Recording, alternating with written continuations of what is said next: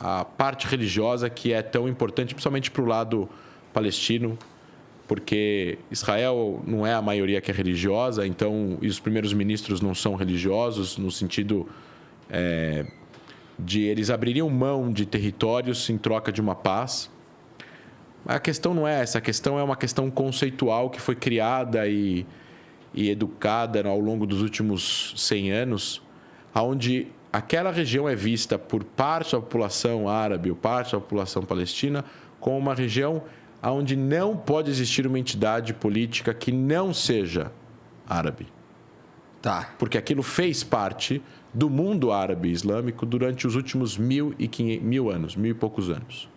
Depois da conquista de Saladino, aquela região. E é por isso no que ano eles... 600, no ano 1000 e pouco, depois de Cristo. Então, aquela região, eles foram até Marrocos, chegaram até metade da Espanha, né? E depois foi caindo.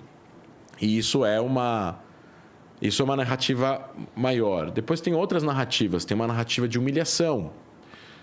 Os palestinos enxergam nos israelenses colonizadores europeus.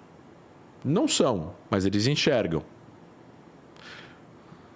Parte da população, 40% da população israelense, judaica, são judeus europeus. 60% são judeus orientais, não são judeus brancos, entre aspas. São judeus etíopes, são judeus iraquianos, são judeus egípcios, são judeus do Iêmen, são judeus do Marrocos, são judeus de vários outros lugares.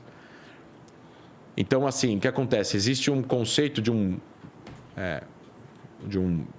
professor israelense que escreveu um livro chamado Catch 67, que chama Impasse 67, tá? Dá para comprar aqui no Brasil, Impasse 67, que ele fala sobre exatamente isso. Ele fala sobre o fato de eles enxergarem a civilização do Oriente, enxerga no Ocidente uma humilhação pelo seu domínio com a Idade Moderna, as navegações e as colonizações.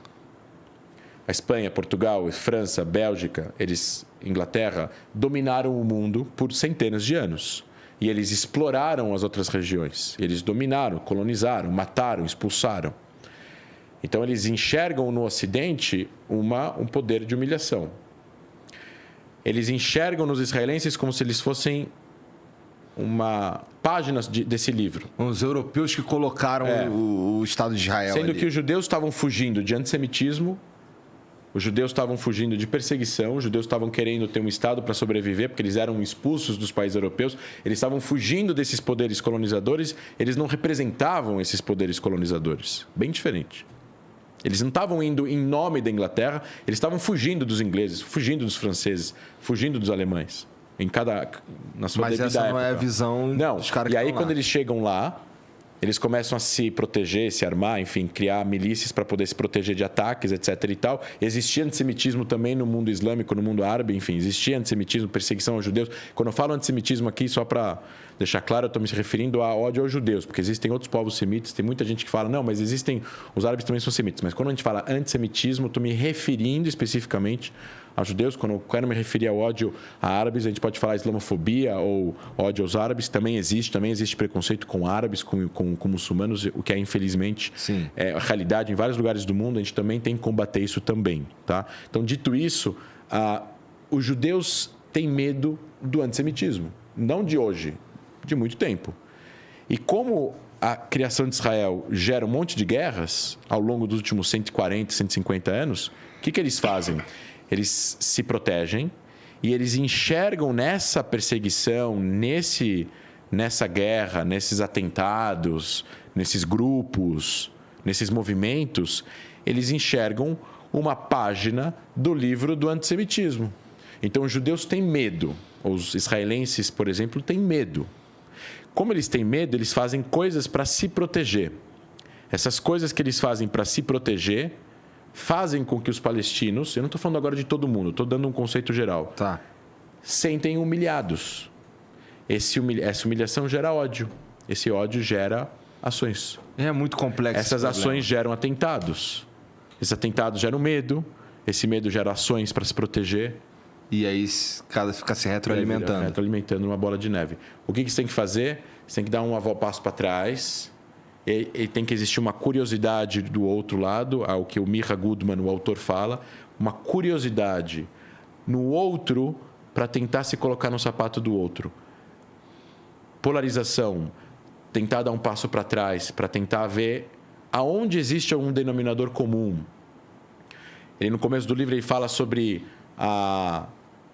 que nos Estados Unidos, em 94, teve uma pesquisa sobre o que os republicanos acham dos democratas e o que os democratas acham dos republicanos. E aí tinha 30%, 40% de cada lado, tinha alguma coisa que concordava com o outro lado. Hoje em dia, esse número é 7%. Porra. Ou seja... Mas isso é só uma percepção, na verdade. A polarização mundial que existe no Brasil, você vê hoje em dia, tenta falar sobre política no Brasil, não dá. Se você fala uma coisa que o cara não concorda, se é uma coisa, se é outra e tudo mais, se é fascista, se é comunista e por aí vai. Que não é verdade. Então, assim, existe aqui uma questão que também assola Israel, infelizmente, como qualquer democracia, onde existe uma estagnação política e existe, do outro lado, uma estagnação política interna. Você tem o Hamas dominando a faixa de Gaza, onde moram 2 milhões de palestinos. O Hamas é um grupo terrorista que não reconhece Israel e que tomou o poder em Gaza à força. Não foi democraticamente eleito. Ele foi eleito para fazer um governo com a autoridade palestina. 2 anos depois, 1 ano e meio depois, ele pega o poder em Gaza. Não tem autoridade palestina em Gaza. Eles são armados com foguetes, com armas do Irã, com dinheiro do Irã. Eles miram em civis, eles funcionam como uma milícia armada, assimétrica, não regular. Eles atiram em escolas, atiram em hospitais, eles escondem os foguetes embaixo das escolas, dos hospitais, das casas dos palestinos. Quem fala não vai preso, pode morrer, etc. e tal. Então, assim, a gente não está falando de uma força militar. Mas eles lutam com o que eles têm. Eles não têm que lutar. Não é a força... É que nem a gente falar aqui que vai ter uma milícia brasileira vai lutar contra algum perigo que o Brasil está enfrentando. É o exército brasileiro que tem que fazer isso. É a polícia brasileira que tem que fazer isso. Não é uma milícia armada. Então, eles são uma milícia, máfia, de verdade. Máfia mesmo. Funcionam como máfia e dominam a faixa de Gaza. O governo palestino na Cisjordânia, que é onde tem mais 500 mil a mais, tem 2,5 milhões de palestinos, é um lugar bem maior, ele está ao lado do centro, do grande centro onde é Israel, onde moram 5 milhões de israelenses.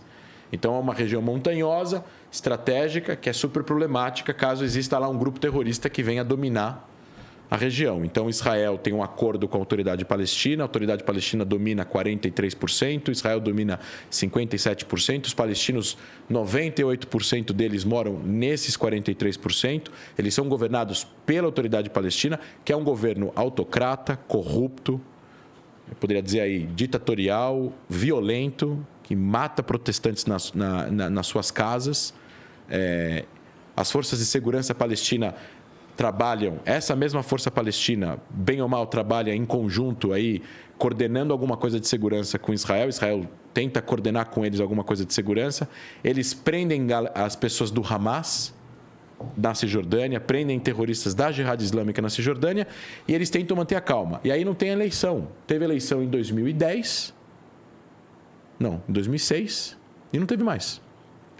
16 anos sem eleição.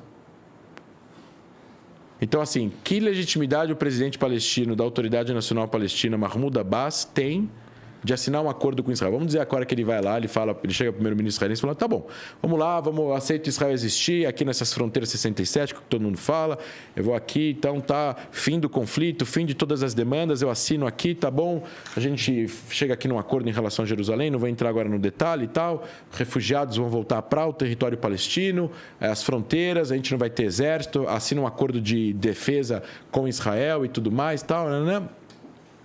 Aí ele tem 86 anos, ele morre no ano seguinte. Né? Estou desejando uma morte para ninguém, mas vamos dizer que ele morre. E aí entra um novo presidente palestino, e ele fala assim, isso aqui não vale nada, rasga o papel, fala assim, eu não reconheço Israel, a gente demanda tudo agora. Até porque o sistema deles lá não tem estabilidade suficiente para fazer um acordo desse tipo. Não tem nenhuma estabilidade. E aí Israel, como nação, Vocês estão cercados, então, de gente que não gosta de vocês. Não vai fazer um acordo que um pedaço de papel pode significar uma guerra sem fim. E a Israel tem experiência nisso, de ter saído de territórios e ter sido dominado depois por grupos. Em 2000, Israel saiu do Líbano. Israel ocupou o Líbano 18 anos. Na guerra de 82, Israel estava tendo a guerra civil no Líbano, começou em 75, Israel entra no Líbano em 82. Porque a guerra civil no Líbano era um monte de gente contra todo mundo, incluindo palestinos que estavam lá no sul do Líbano. E eles aproveitavam o caos e jogavam foguetes em Israel, morteiros. Aí Israel invade o Líbano, afasta essas facções palestinas, que eram lideradas na época por Yasser Arafat, aquele emblemático líder palestino. Ele vai embora para a Tunísia, mas Israel vai e fica numa zona tampão lá de 4, 5 quilômetros no sul do Líbano. E tinha muito atentado. Aí o Hezbollah é criado pelo Irã, que é um grupo terrorista super poderoso e tal, não sei o que está lá, tem um monte de foguete, enfim. Israel decide unilateralmente, sem acordo com o Líbano, sair do Líbano, em 2000. O que aconteceu? O Hezbollah foi até a fronteira, criou um monte de bunker, criou um monte de instalações, colocou foguetes na fronteira com Israel. E aí teve a guerra em 2006. A Israel, obviamente, acho que dissuadiu o Hezbollah em 2006, porque o Hezbollah não esperava a reação de Israel. E, obviamente, mesmo que o Hezbollah tenha 140 mil foguetes, eles não são 5% da força que Israel tem, porque Israel é um exército, eles não são um exército. E aí, o Hamas, a mesma coisa. Israel sai de Gaza em 2005. E aí, o Hamas domina a região em junho de 2007. E não tem como retomar o controle de Gaza. É isso que as pessoas... E aí eu falo às pessoas, se vocês são pró-palestinos, vocês têm solidariedade com os palestinos, vocês querem que os palestinos tenham uma vida melhor. Eu também quero. Eles possam ir no shopping, eles possam viajar para fora, eles possam comprar um carro, eles possam brincar sem perigo. Quem está impedindo isso de verdade em Gaza? O Hamas. Se o Hamas deixar de existir e voltar a autoridade palestina lá, acabou. Não tem mais cerco, não tem mais bloqueio, não tem mais nada. Não tinha bloqueio antes, por que vai ter bloqueio depois?